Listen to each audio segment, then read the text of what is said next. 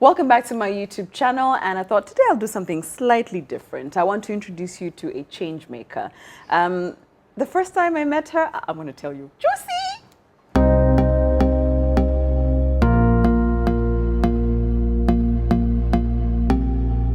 So I will never forget this, because this is the reason I will do anything when 40 says we have something. Because of this young lady. So we were at an award ceremony and she had won an award. I tell this story everywhere I can. And the first lady was in the first lady of Uganda, Janet Museveni, was in the room, and this young, graceful lady, beautiful, went up to receive the award. And you know, we're thinking the same. Thank God, thank my mother, thank my cousins, thank you. Nothing. She used numbers, she used facts, and she called each one of us out in that room about how we're doing nothing with our lives. We're leaving no legacies, especially the first lady. And I was like, did she just call us out and call out the guest of honor? But in, again, a graceful manner. And after that day, I said, if she needs anything, if she wants anything, sign me up. And from that day, I got to know 40 days over 40 smiles. So now it's 40-40. Please meet Esther Kalenzi. How are you? I'm good. So you and I have had a sit down before. Yes. But I feel like a lot has happened. Yeah. From then, now, because I think you were only a year in. Now it's how many years? This is year 9. No. It's almost a decade. No. Not 4. I feel the same way. It feels like if it's any consolation, I feel exactly the same way. What?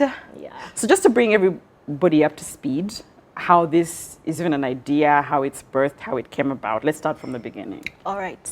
So 40 days over 40 smiles, like you've said, our name is us. It is who we are. Yes. Yeah. So it started during Lent in 2012. And the idea was that for 40 days, I get my friends, their friends, and everyone that we can to collect books, clothes, money, and whatever they can, so that we could create over 40 smiles. I didn't know where the children were, but I knew we were going to they had to be children. They had to be children, and these smiles had to be more than 40. So now let's figure it out from there. Yes. So what happened was I started a Facebook group, and mainly I'm a Christian, and I felt that every Lent comes and goes. Yes. We pray, we say we are fasting, do we? I don't know. Some people do, some people don't. We fast like a cup of milk. We don't do milk, then we don't do beef. Some people are off meat once a week. Yes. I was like, that's not a sacrifice. I can do that in my sleep for 365 days at that. Yes. So I was like, how about we do something more that's actually love in action? Yeah. And that is where I got the idea to start this Facebook page, and then just ask people to save money. That money you are going to use for lunch, if at all you're fasting, have a cheaper meal and then save it. And so I opened the page, I added my friends, they added their friends, and like you know with social media, and I think it was even worse back then. Yes.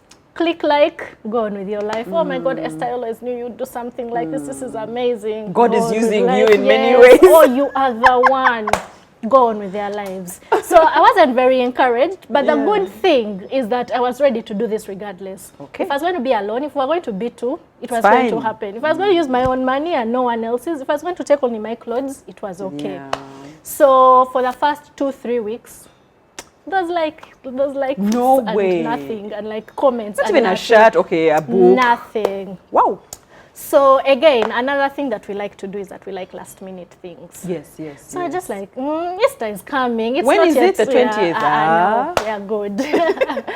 And so what happened was in the last 2 weeks, I could not sleep. I could not work. Yes. The phone calls were off the charts. Oh, now they showed up. Now they woke up, they were calling, they were sending messages, and that's when I realized I hadn't prepared at all. Like, I had just woken up and said, let's do this, but how are the clothes going? How are you going to collect them? I was working at Kisementi. My boss sits right across me. So when you have a blanket and a mattress, what's the plan? I had not thought of all this. Wow. So people started to ask those questions. So where do we drop the things?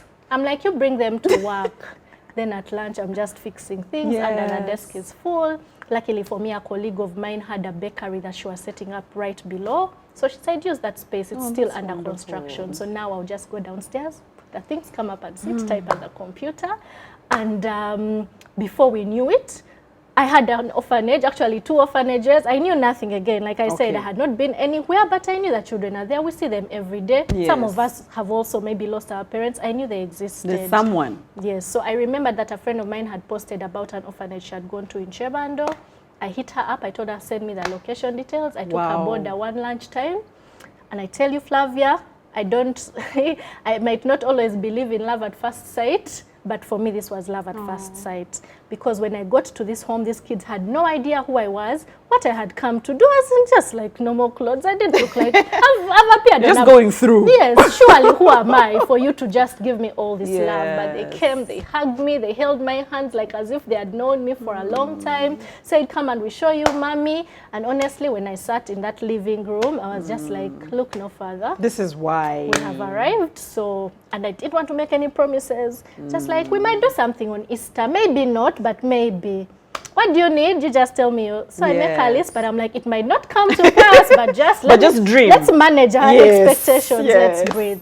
But it was overcrowded. There were over 90 children. It was just like less than 5 bedrooms, toddlers, teenagers. It was wrong on so many levels. And I knew this is what I'd been called to do, and I was going to do whatever I could. And that's basically how 4040 started. At the end of that Easter season, we had collected 3.1 million shillings, which I had never had on my own, even me. But here was the money. And then I had so many things. The garage at home was full because every end of week, I would just ferry the stuff.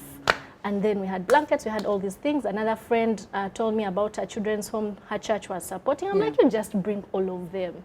Little did I know the work involved. We ended up doing Good Friday and Saturday, and it wore me out, but it was also the most fulfilling thing I had ever done. Even then, it sounds like it was happening around you, but you're like, oh, we're going. Okay, let's go. We're giving. Okay, let's give. Okay, but it's 9 years later, Esther. Do you not have this thing of, I can jump out now? I don't have to. It's interesting that you ask that, because the first years, I won't say the first years were hard, but the later years are even harder. I think the first years were hard, but they were easier to deal with because I was young, I was energetic, I had so much hope and faith in the world. People hadn't yet shown me what betrayal and pain really is. The promises we're going to give you, we're going to fix I hadn't experienced all of that, so it was we go, you know. I really felt like this is a movement. What I put in must come out, which is not really how the world works. So when you ask about just throwing in the towel, I remember each time I would have a very bad day, I would go home and my mother would say the words, you started it, you can end it. Just that. No consolation. Who did Flavia did what? Oh, sorry, no. They have no. She'd just be like, you started it, and I would go to bed at night. I'm like, that's true. Yeah. I don't owe anyone anything. I'm the one who began it. It's, you know. Also, there's a track record. You've done something. Yeah, I've done what I could. And now, when they're going to get stuff, I don't have to stick in it for the long run.